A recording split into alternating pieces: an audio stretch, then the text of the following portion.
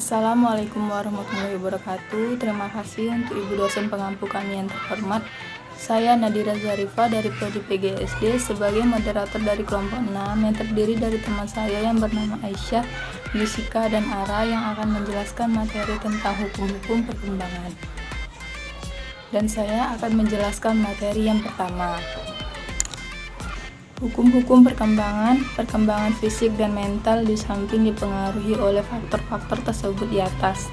Juga perkembangan itu berlangsung menurut hukum-hukum tertentu berdasarkan pada materi psikologi perkembangan. Setiap manusia pasti mengalami pertumbuhan dan perkembangan di dalam hidupnya. Perkembangan merupakan perubahan yang terus-menerus dialami tetapi ia tetap menjadi satu kesatuan. Perkembangan berlangsung dengan perlahan-lahan melalui masa demi masa. Kadang-kadang seseorang mengalami masa kritis pada masa anak-anak dan masa pubertas.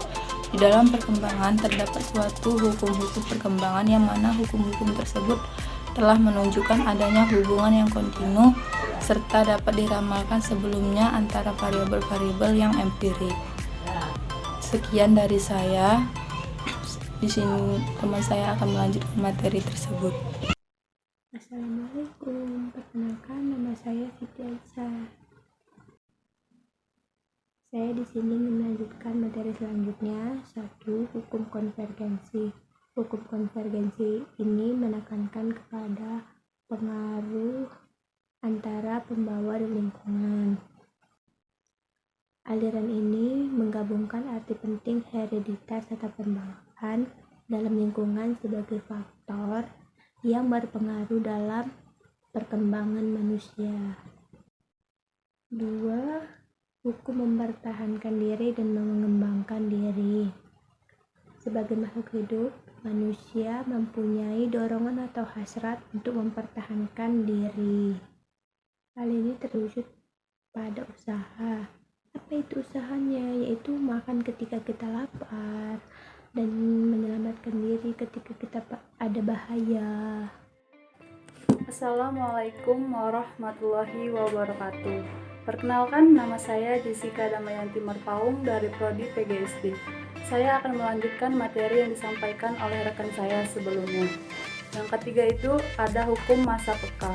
Masa peka adalah masa di mana suatu fungsi yang perkembangannya harus dilayani dan diberi kesempatan sebaik-baiknya, dan masa di mana perkembangan sesuai fungsi maksimal besarnya. Contoh, masa peka untuk berjalan pada anak adalah pada tahun kedua, masa peka untuk menggambar adalah pada tahun kelima, dan masa peka untuk ingatan logis adalah tahun ke-12. Yang keempat itu ada hukum kesatuan organis. Hukum kesatuan organis adalah berkembangnya fungsi fisik maupun mental psikologis pada diri manusia itu tidak berkembang lepas satu sama lainnya, tetapi merupakan satu kesatuan.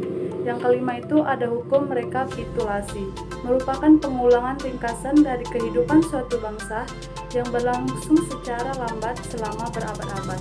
Dengan hukum ini berarti perkembangan jiwa anak itu merupakan ulangan dan adanya persamaan dengan kehidupan sebelumnya. Dapat dibagi dalam beberapa masa. Yang pertama ada masa berburu dan menyambung.